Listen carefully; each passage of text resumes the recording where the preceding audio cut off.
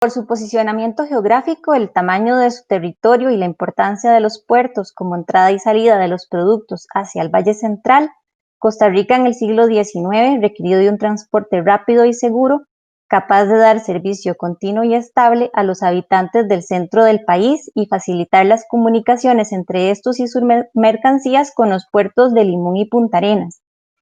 El alemán Francisco Kurse, ingeniero de éxito en Costa Rica y natural de Hamburgo, trazó los primeros planos ferroviarios desde Limón por encargo del presidente Jesús Jiménez, quien al querer dar fácil salida a los productos costarricenses hacia Europa le solicitó dicho estudio.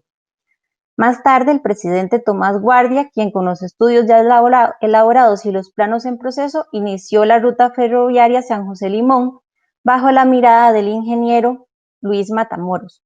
El primer tren partió el 5 de marzo de 1872, realizando un tramo de 27 millas. En este recorrido y casi simultáneamente se fueron construyendo estaciones, las cuales fueron administradas a partir de 1900 por la Northern Railway Company, subsidiaria en 1901 de la United Fruit Company. La estación del ferrocarril en Heredia, que es la que vemos acá en una imagen de 1940, se construye bajo la dirección del ingeniero Matamoros y fue inaugurada el 6 de agosto de 1872. A lo largo de la historia de este edificio se hicieron algunas remodelaciones menores, siendo la más relevante la creación de una bodega al oeste y el pasillo que comunicaba ambos volúmenes. 40 años después, la estación pasa a manos del Instituto Autónomo del Ferrocarril Eléctrico al Pacífico y más tarde, con la creación del Instituto Costarricense de Ferrocarriles, INCOFER, el sistema ferroviario nacional se organizó bajo una sola figura administrativa. Posteriormente, tras una serie de problemas políticos y económicos, la institución se contrae hasta que el 27 de junio de 1995 se cierra y se constituye con este cierre el fin de las operaciones de la estación de Heredia.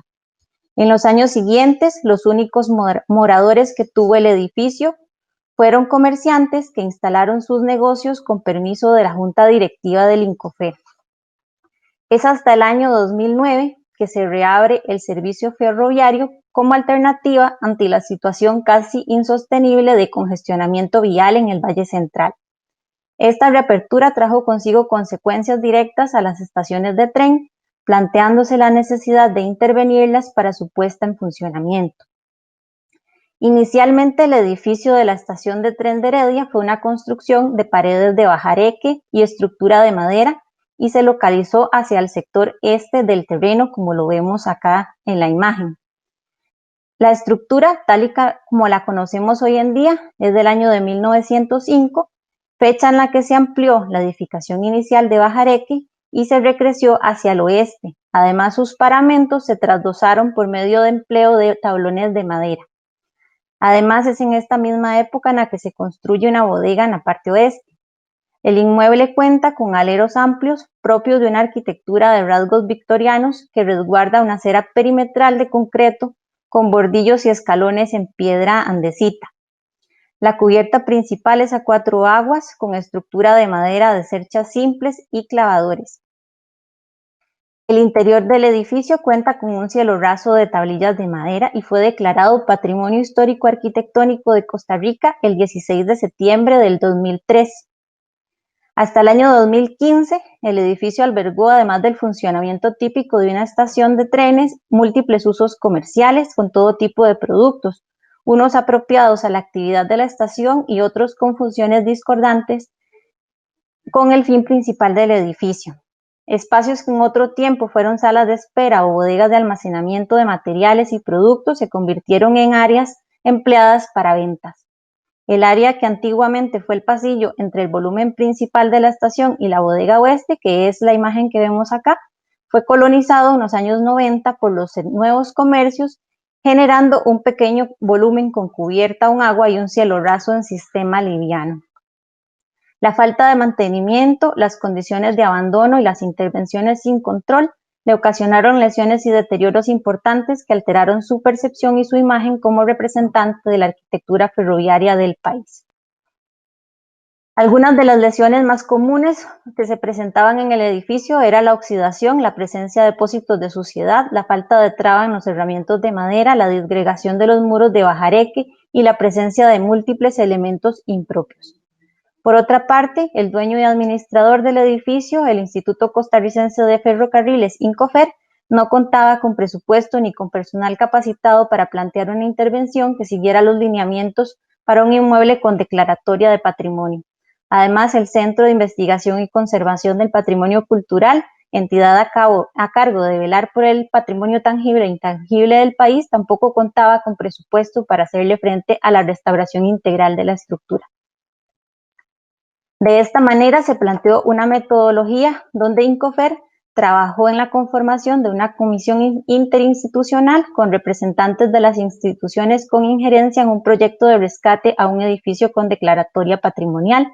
Participaron de la comisión, además de INCOFER, la Municipalidad de Heredia, el Ministerio de Salud, el Centro de Investigación y Conservación del Patrimonio Cultural y el Instituto Tecnológico de Costa Rica, que fue la institución donde se gestó una iniciativa ciudadana para restaurar el edificio. Se inició un trabajo conjunto donde INCOFER subcontrató al Tecnológico de Costa Rica para realizar la consultoría, la elaboración de anteproyecto, planos e inspección. Posteriormente, la Municipalidad de Heredia y el INCOFER suscriben un convenio donde la primera aportó presupuesto para el proyecto de intervención a cambio de la administración del inmueble por un periodo de 15 años, de manera que se diera la recuperación de la inversión durante ese periodo. Aquí es importante destacar que tras múltiples visitas al sitio, los usuarios de la estación manifestaron su descontento por el planteamiento de obras que se dirigieran al rescate del edificio, dado que según sus apreciaciones el inmueble era poco atractivo, su estado de conservación era muy malo y el potencial para recuperarlo era inexistente. Finalmente, tras un largo trabajo de más de un año, la obra fue adjudicada por un monto que ronda los $583,000 y un plazo de ejecución de 8 meses.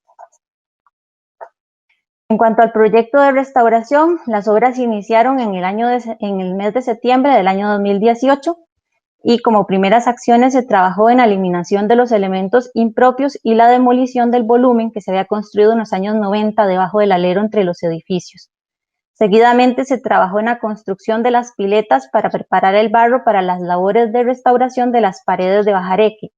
Este trabajo se realizó bajo el procedimiento tradicional, permitiendo el batido del barro 2 veces al día y siguiendo su proceso de fermentación, previo al relleno y al revestimiento de las paredes. La estructura de madera requirió de la sustitución de piezas, la cual se realizó siguiendo la disposición en diagonal encontrada en el edificio. Esta disposición resultó particularmente interesante, dado que es el primer inmueble de bajareque en Costa Rica que se conoce que tiene esta disposición y esta particularidad, ya que anteriormente los inmuebles se construían con la estructura en horizontal y en este caso la tenemos en diagonal. Fue necesario realizar un replanteamiento del reforzamiento estructural para sustituir piezas de madera con severos problemas de pudrición y en su lugar se colocaron elementos de las mismas dimensiones en piezas originales de madera de areno, una especie que se caracteriza por tener movimientos físicos y con propiedades mecánicas similares a las maderas existentes. Las maderas originales de la estructura de la cubierta, cielos y carpinterías que presentaban buen estado de conservación fueron sometidas a labores de limpieza únicamente, de resana y tratamiento. Los elementos con ataques puntuales de xilófagos o pudrición recibieron prótesis de madera previamente tratada. En el caso de la cubierta, se sustituyeron las láminas onduladas metálicas en mal estado, sin embargo, alrededor del 98% de ellas se conservaron, ya que requerían únicamente labores de mantenimiento. En cuanto al sistema de canalización pluvial, se sustituyeron en algunos tramos los elementos que presentaban malas condiciones y se dio labores de limpieza a los bajantes originales. Las piedras volcánicas se sometieron a labores de limpieza en sitio, mismo tratamiento que se dio a las aceras, excepto la del costado sur que tuvo que ser restituida. En la bodega oeste se sustituyeron algunas láminas y la estructura recibió tratamiento anticorrosivo y acabado final, dado que presentaba buenas características. En el caso de las carpinterías de ventanas y puertas, se elaboraron algunas prótesis y se resanaron algunas piezas, y las que requirieron de sustitución se elaboraron en las mismas proporciones en un material similar a los elementos originales. Sin embargo, se prescindió de decoraciones para favorecer el principio de distinguibilidad. Las obras se complementaron con intervenciones como la construcción de batería de baños, cambio de sistema electromecánico, nuevo andén oeste y sur, que es lo que vemos acá en la imagen, un parqueo de bicicletas y rampas y acera norte. Las intervenciones se planificaron, estas nuevas, con diseño contemporáneo para favorecer la distinguibilidad de la intervención sin competir con el edificio original. Como conclusiones, en Costa Rica, a pesar de que es un país que tiene un rezago en materia de infraestructura vial, da pasos hacia el desarrollo y el fortalecimiento de su red ferroviaria. Muchas de las estaciones que han funcionado como verdaderas joyas de la arquitectura vernácula e industrial de la Costa Rica histórica reflejan el carácter y el estilo de construcción de épocas icónicas de nuestra tierra. No obstante, por razones administrativas, políticas y culturales, muchas de ellas han caído en el abandono. La problemática del deterioro en el que se encuentran algunas de las estaciones del ferrocarril no contribuye con la identificación de los ciudadanos con la arquitectura de Costa Rica, lo que intensifica la problemática en materia cultural. Además, este proyecto pretende contribuir con la puesta en valor del patrimonio arquitectónico de Costa Rica, a evidenciar la belleza y la trascendencia de estas edificaciones para el país y para sus habitantes, y promover el uso de los edificios con declaratoria patrimonial, más allá de la concepción de monumentos o de objetos de arte. La declaratoria como patrimonio arquitectónico debe dejar de percibirse como una condena para los inmuebles y sus propietarios, erradicando la idea de que no pueden ser tocados y mucho menos utilizados. El patrimonio es de todos los ciudadanos, quienes debemos sentirnos libres de proponer y sobre todo de defender la conservación del legado de nuestros antepasados para las futuras y presentes generaciones. Nuestros inmuebles no son bellos e importantes por la monumentalidad de su escala o la profusa decoración que posean.